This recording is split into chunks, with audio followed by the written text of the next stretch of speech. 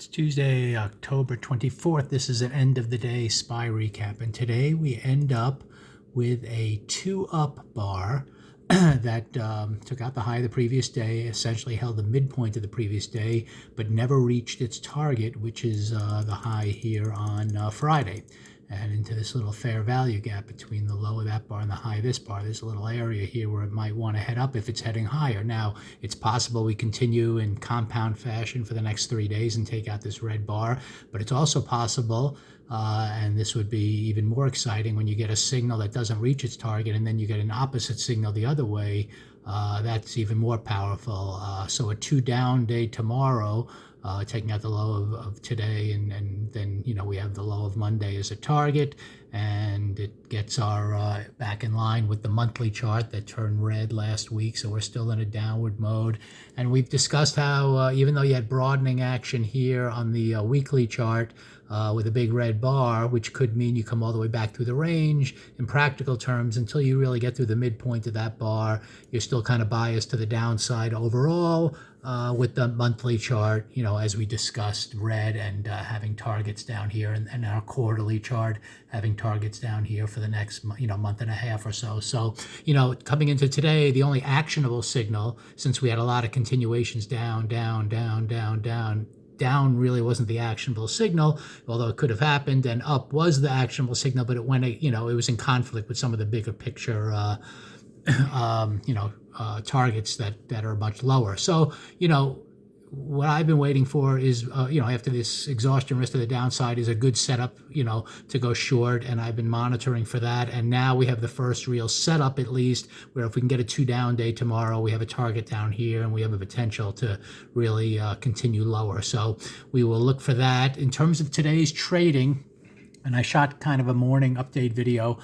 You did have the first bar and the first 2 bars and the first 3 bars just consolidating with a lot of volatility, and you eventually broke out to the upside. So I discussed how, even though that's technically in my methodology, moving above the first bar high, above the pre-market range high, I still, given the downtrend in play, see an overall trading range in here, and I wasn't that excited to get long, even though you could have.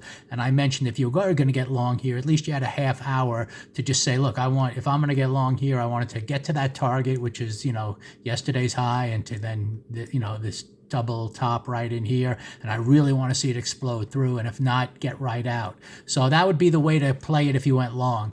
I decided to buy puts here at this reversal bar, and it obviously ended up being a decent trade. And I discussed why I exited pretty much here near the lows, because it was right at the midpoint kind of yesterday.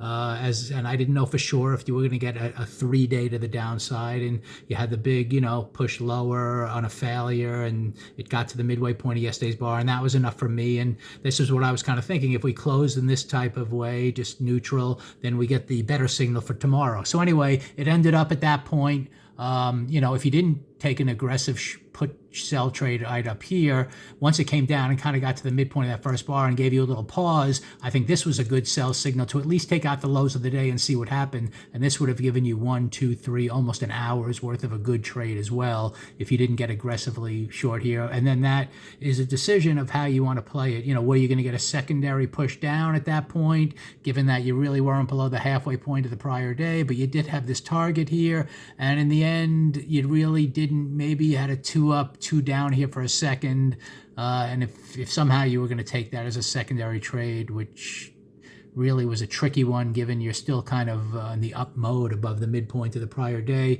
it would have been a quick get in and then you immediately have to get out. That just didn't work. But I don't really see that as a big red bar to the downside to start back towards those lows. It was just kind of a quick move that then closed neutral, and then obviously went up for the rest of the day. So we end up with a trading range in here, but a good opportunity to if we can get some kind of price action tomorrow near the that shows us we're getting a 2-down day, that would be exciting. If we come up here and fail once again and then start lower, that could be exciting. And who knows, maybe we continue higher, and if so, then maybe we're broadening out above that bar. But the actionable signals to the downside, that's in line with continuity. So we will see if that unfolds tomorrow.